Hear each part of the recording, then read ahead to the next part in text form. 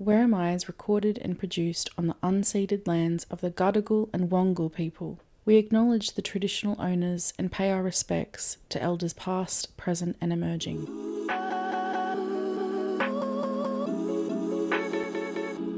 Three unique voices: Lima, living life blind; Jamal, navigating the world with vision impairment; and me, Ellie, limited mobility and always in need of a 5-minute rest. This is Where Am I?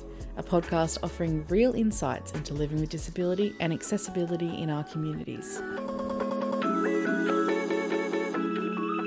We are in the Sydney City Council. We're in Newtown in a park behind the cinemas, and we're going to go for a day at the movies and see how it turns out. That's right, we're going to go watch an audio-described movie. I have not watched an audio-described movie in the cinemas ever before, have you? Not in the cinemas, no.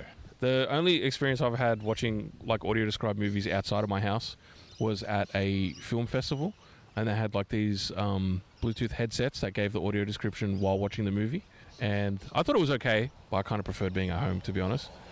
Just because like I felt like I had better control over like how it sounded, like, you know, like the speakers and whatever. So you've never seen an AD movie outside of the house. Do you watch AD movies at home? Yeah, all the time. What have you watched recently? Put me on the spot. I'll tell you, the last AD movie I watched was oh my god, I forgot the name of the movie.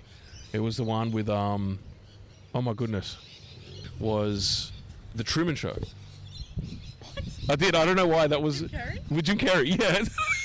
that was the last AD movie I watched, and I don't know why. I really liked it. I actually thought it was really good because I watched it like when I was in high school without AD, and it was good watching it with the audio description because you get all this information that I didn't quite get like when, you know, watching it without. I got here by Uber today only because I had things to do this morning and I just didn't have the time to get the train all the way in from Liverpool. Going to the cinemas is less popular than it used to be, but I used to go like with my mum and my sisters a fair bit when I was younger, and I think I enjoyed it more back then because they knew to describe like certain things that were happening on screen, or, you know, like they would read subtitles and stuff like that.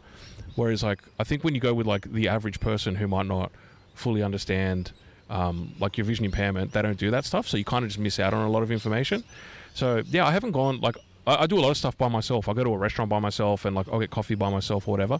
But I won't. I've never gone to watch a movie by myself. I think for that reason. But what's your experience been like going to the movies, Lima? Like, do you go very often? No, I don't really go by myself either. If I'm gonna make a day of it, yeah, I want people just to hang with, you know. But getting here. Yeah, what was transport like getting here today? I just drove here because, so I have support work. I just drove my car, and I kind of made them drive my car. It's easier on funds because they like kilometres, they charge for kilometres. I didn't want to take a 2-hour train ride in and a half an hour bus back to Newtown. But yeah, pulled up straight out the front. Parking was good today. If AD movies were like more prevalent, would you go to the movies more often?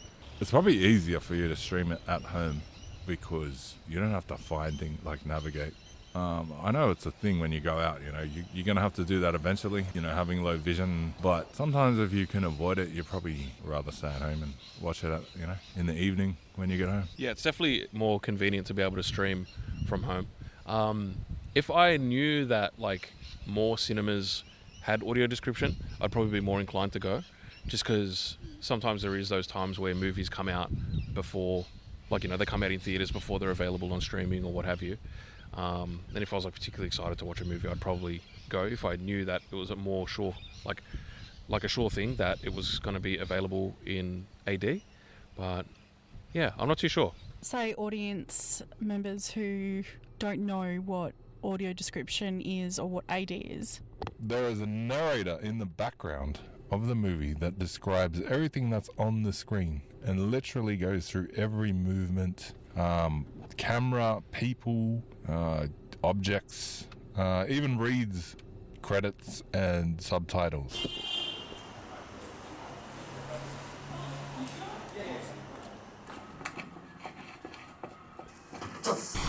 Albert pops up beside Bob. Morning, Albert. 7 o'clock in the morning. Got into the cinema and the headphones were initially not playing any sound. which from like reading online and talking to other blind people that have seen movies and theatre shows and stuff like that, it's pretty common to like walk into the theatre and then have problems and then have to take them back out again. So I've seen that written and talked about a fair bit, and so we obviously had our experience of that. Other than that, I thought it was okay. Like, the way the headphones work is the headphones have 2 dials on them, and one dial controls the volume of the movie volume, so like the dialogue and effects and all that kind of stuff, and the other dial affected the volume of the actual voiceover, the audio described voiceover. So you can balance the sound how you want it in your ears, which I thought was pretty cool.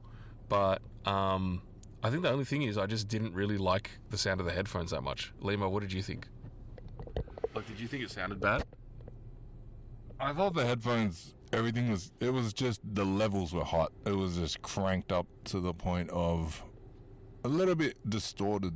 So I actually don't think it was the levels. I think it was I think it's the technology itself, because it's just a radio wave headset. Like, you know what I mean? Like, it's just playing over, like, basically it's like using like walkie-talkie frequency. So it's not actually like it's not high-res audio. No, it doesn't have to be. It was just when you turned it down, there wasn't much leeway. It was on or off. You know what I mean? The volume didn't gradually fade down enough for me, if you know what I mean. Yeah, because I think the audio is just not that's because the audio quality is like just bad because it's radio wave. So I think it's like a downside of the technology they use to make the headphones work. It's just poor quality audio, and it's kind of annoying because you miss out on listening to the actual cinema speakers, which are really good. Like, in the theater itself, like the system itself sounded really good.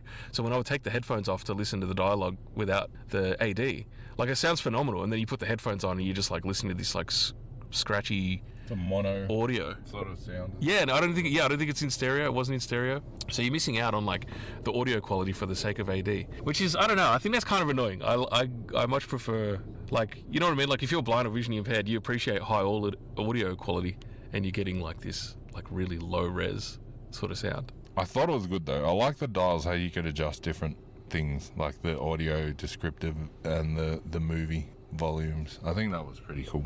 Jamal, if you went by yourself, how would you find your seat? If we got there on time, which we did not today, usually there would be, the person that takes your ticket, they would probably organise to take you or take me to my seat. Or I would ask them to usher me to my seat. That's what I would do. So when are we ever on time? Yeah. Yeah, true. But yeah, as far as improving like the accessibility standpoint, I think audio quality should be taken into account a little bit more. Like, yeah, I didn't think those headphones sounded particularly good, which is a little bit of a drawback. I don't know, surely there's better technology, like even Bluetooth wouldn't be as low grade as like radio wave, Could you see the screen? No, I couldn't actually. Like, some theatres I can. This one I could not. Some theatres are brighter than others. Right, because you used to use a projector at home. Like, what made the projector easy for you to see? Oh, it was just big. Right. Mine was really bright. Oh, so you think it was a brightness thing? Yeah, I could see that there was I could see the screen, but I couldn't see any of the details in it. And I think you're right. I think it had to do with how bright it was. It didn't feel particularly bright. Like, what did you think, Ellie?